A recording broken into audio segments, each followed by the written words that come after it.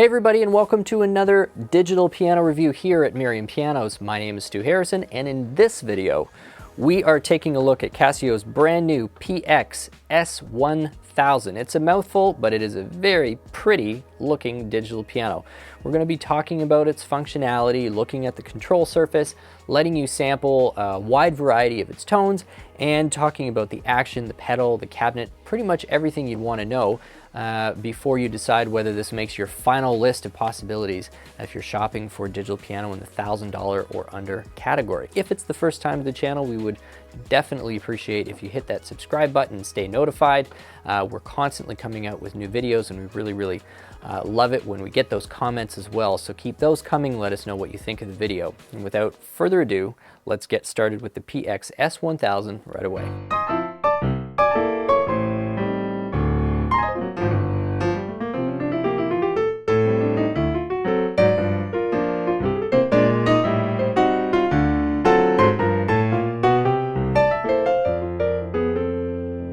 So let's start with the sound and the tone engine on this Casio Privia PX-S1000. That is a bit of a tongue twister, but it certainly is pretty to look at. The Casio that that's in front of us here is part of a two-model release that I think seems to have been done as a bit of a commemorative release for Casio being in the business for a certain number of years. It definitely seems like this is they've amped or upped the efforts in several areas versus some of the other Casio Privia models that have been out before. Of course, Casio has been in the music instrument game for quite a while. They've traditionally occupied, I would say, the entry-level segment, but they certainly have been making efforts and, to be honest, some meaningful inroads into penetrating more of the mid-range market. And the PX-S1000 and the S3000 are two recent efforts that really highlight what they are doing to try and gain the attention and gain the approval of people who would normally be looking at, say, Kawai, Roland, Yamaha options. So the tone engine that Casio's developed, they call it the AIR technology, the AIR synthesis or sampling chip. And in this particular example, we've got 192 notes worth of polyphony, and they are, it sounds like, have packed a pretty meaningful sample set into this instrument. Particularly the acoustic piano tone sounds nice and complex. It's thick, it's rich.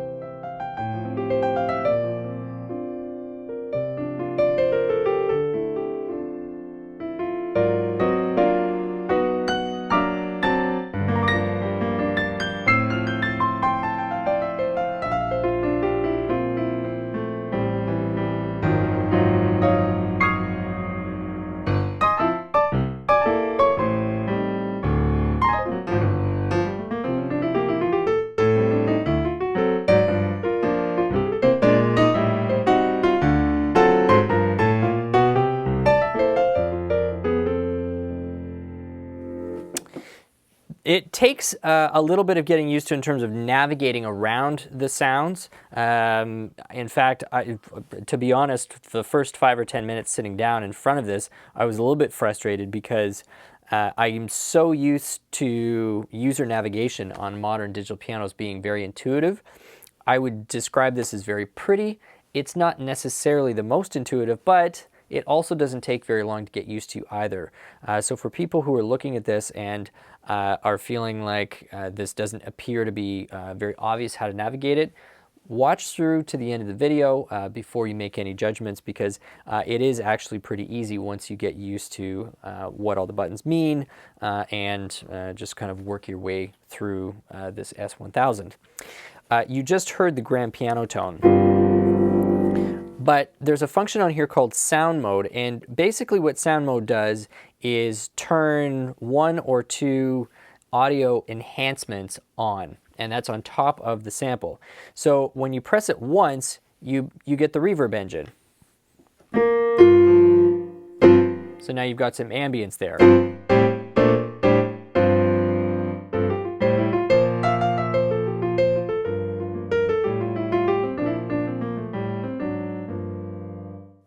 You press it twice and you get this crazy like surround sound 3D effect.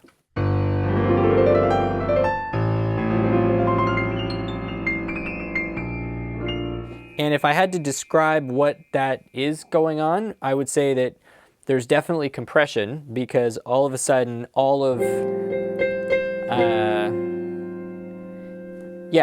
all of your like 5K to 10K EQ range is definitely bumped.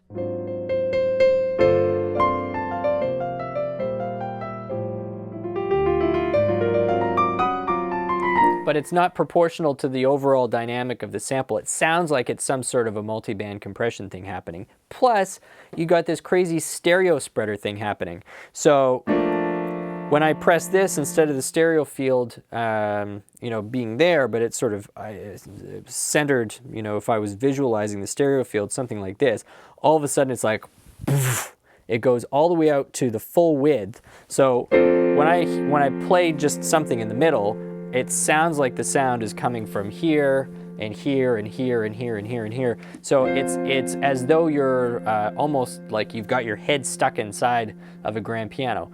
You're either gonna like that or you're not gonna like that.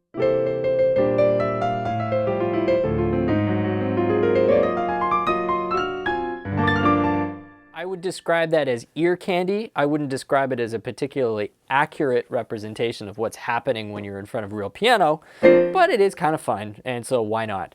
Especially if you get off of an acoustic piano where maybe the reference is not as fixed, to a real acoustic piano. Like electric piano, for example. Now, your reference point is so varied that you just hear it as a really pretty, kind of interesting sonic experience.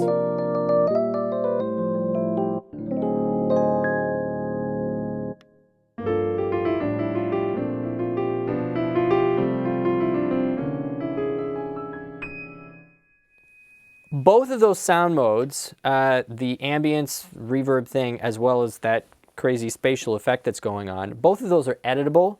The editability happens when you start to get into all the shortcut keys, and that's where you need the user manual not too far away, because every one of these modes, as well as some of the other functionality that you kind of expect to just be basic functionality, requires you to have some shortcut commands. I get that they have stripped off labels and they've stripped off buttons to create this aesthetic effect of being very, very clean.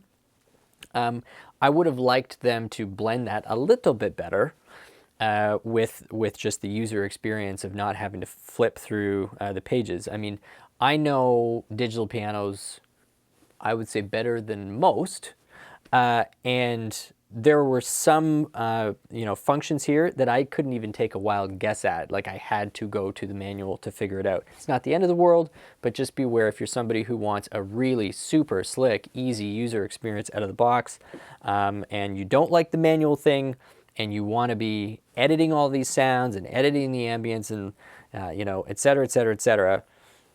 Just be aware of that particular point. Selecting the sounds is easy once you know how to do it. Basically, you're going to press and hold the grand piano button, Star Trek-y looking button, pressing and holding it until everything else disappears, and then you can press the first couple of octaves, and that gives you a quick sample of the sound you're on. So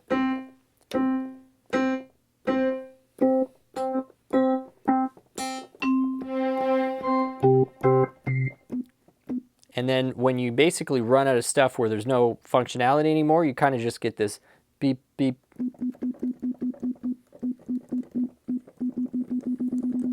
Which is, oddly, is like a flat C. I wonder if they did that on purpose so that your ear picks it up as not being a pitch. It's more like a eh, like a bleep. Anyway, back there.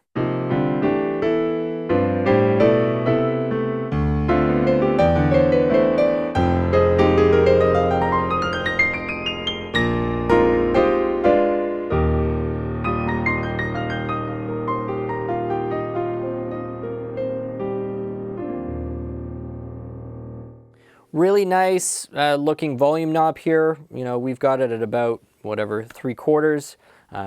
My videographer is freaking out because he thinks that I've changed the volume, which is a big no-no in YouTube videos, but I have not. I put it back to exactly where it was. And in terms of the onboard speakers, there's certainly ample power there. I think it's 14 watts in total. Was it 14 watts in total? 16 watts in total. So we've got 16 watts in total on here, and you know, it's very efficient. I mean, it does start to get a little bit crunchy when you really push the speakers up, but as long as you're kind of in the 50%, 60, 70% range, it's very nice and clear, nice dynamic range, and there's really no distortion. So you've got all the different sounds. We've heard the grand piano sound. I'm just going to let you hear some of the electric piano sounds.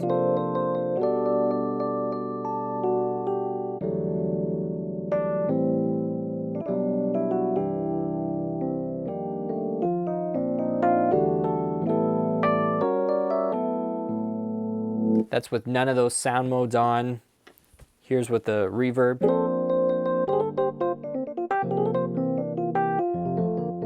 And then with that crazy spatial thing.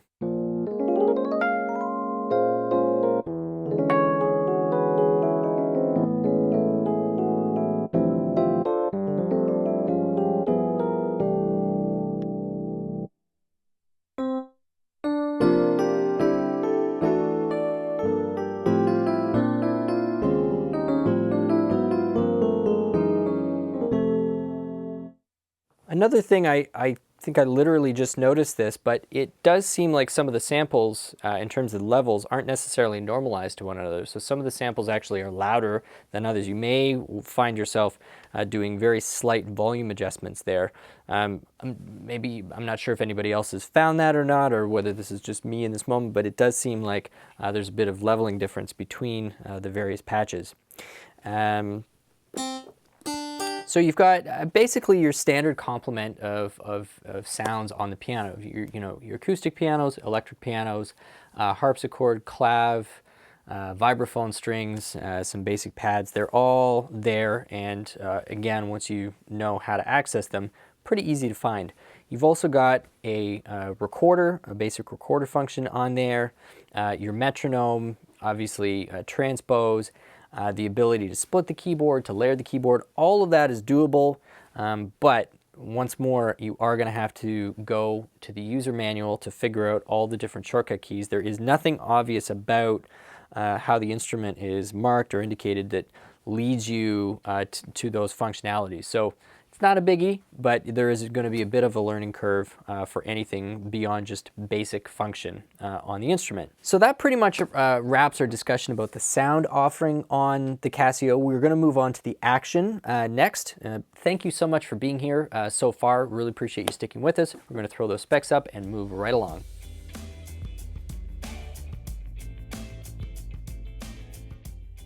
So the action on the PX-S1000 is not exactly the same action that you're going to find on some of the other earlier Privias. The PX-160, which is their basic model, it's been out for several years, had some really great things about it, had some things that some people did not appreciate, but one of the things that was great, it was very textured. It was one of the first entry-level price points to offer like a full texture on both the black and the white key. And it had a triple sensor. That was really unheard of when that product first hit, I think in 2015, 2016, I think is about when that came out. And then of course Roland followed suit with the FP10, also with the triple sensor. So it was really groundbreaking. They did not put that action into the PX-S1000. This is an evolved action, but in some ways, I guess you could say it's devolved. This does not have the triple sensor. It actually has a double sensor. So the MIDI output on this is not going to be potentially or hypothetically not going to be as accurate as you would find on an instrument with the triple sensor. I've also found some comments around the internet discussing the weighting of this keyboard and the fact that the black key is lighter than the white key, and that's leading to some sort of player control issues. To me, the PX-S1000 from an action standpoint, and we've already sort of talked about the sound standpoint, you're going to buy this instrument if you like the whole piano experience that it's giving you. The sound of the sample, you really like that sound mode that it gives you, you like the look of the instrument, and you enjoy, enjoy the feel. These are all very, very subjective things. I don't think that this instrument is intended for a player with extensive acoustic piano experience. I don't think it's intended for somebody with necessarily a whole lot of digital piano experience. I think this is something that Casio is hoping will be a really great gateway product for somebody just entering the piano market for the first time, or potentially moving into a smaller space and just wants occasional use. That's something that kind of looks cool and presents a good sound and isn't necessarily professionally focused, but it's got a nice design edge to it. So the action is pretty good. I would, whoa.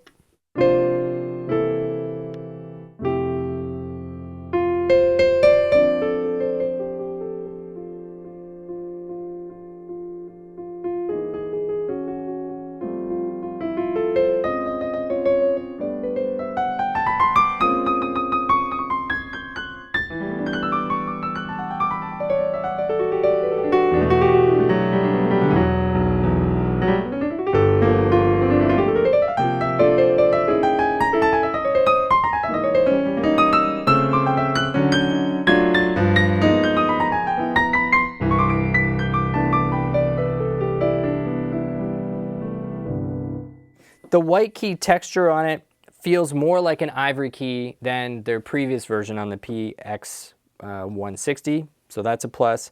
I think they've done a good job of sort of scaling back how exaggerated the texture on the black key was, so I like the texture on the key. That's a good thing. Because the speakers aren't crazy dynamic and I'm not looking at MIDI output, I'm not particularly bothered by the dual sensor. I think the majority of piano players probably wouldn't be either. It's almost sort of an exclusively a very high level player or professional use case where a triple sensor would be a factor.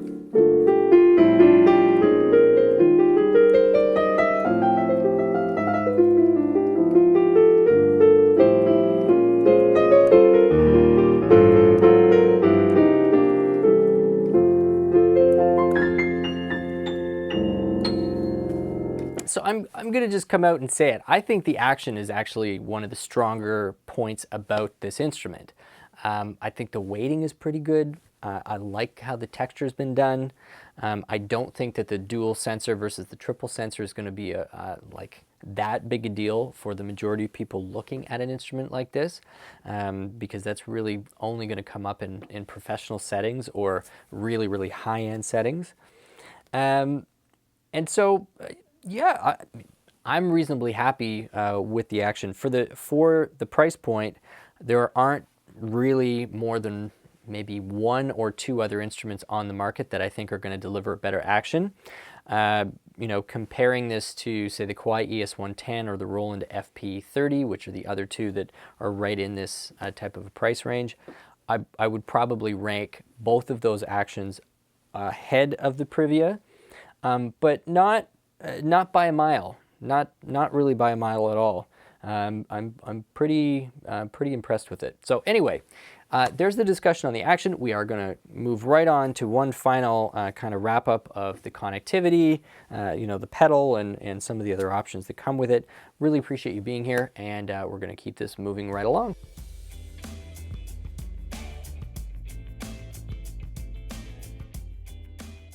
So moving finally on to features and connectivity. The S1000 has got the 2 1/4-inch stereo outs. Love that. Always really appreciate when keyboards do that, because you're not trying to jimmy rig something through the headphone jack, which is always just a pain. So that's actually how you're hearing these instruments today. This is coming through the stereo 1/4-inch output.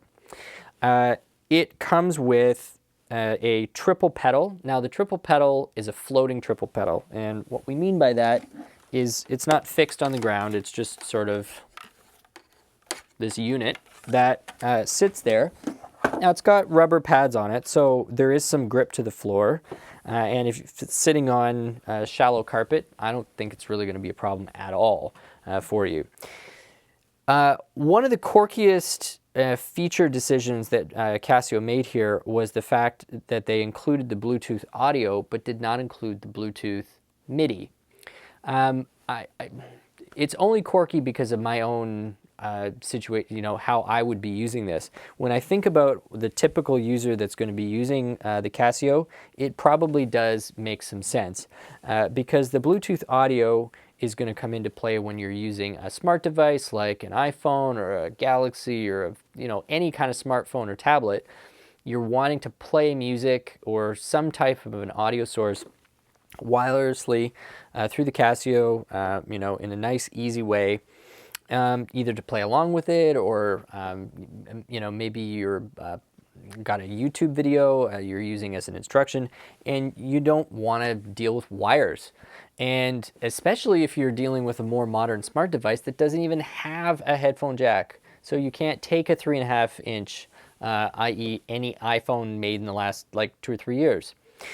So it's a convenient way to get the Bluetooth out.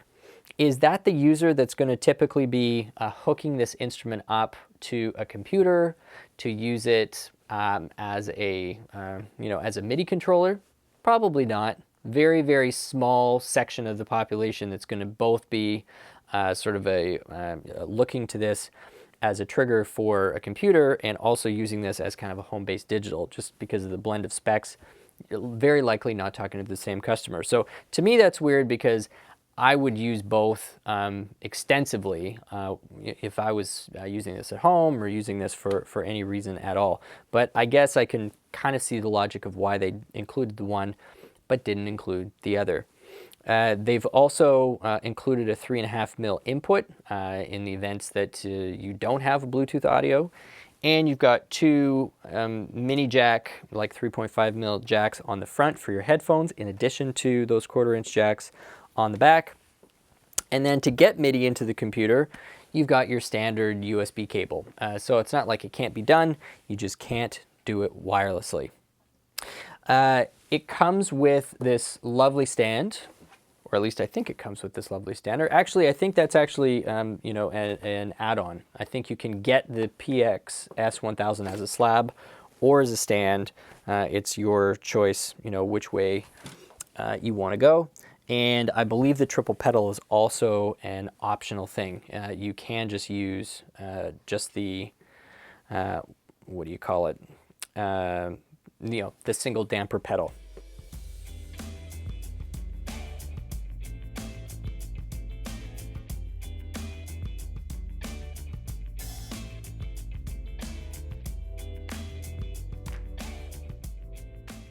That's pretty much all I have to kind of say or share with this Casio. I'm really glad that you checked it out. I was super curious about this instrument. I liked how it looked.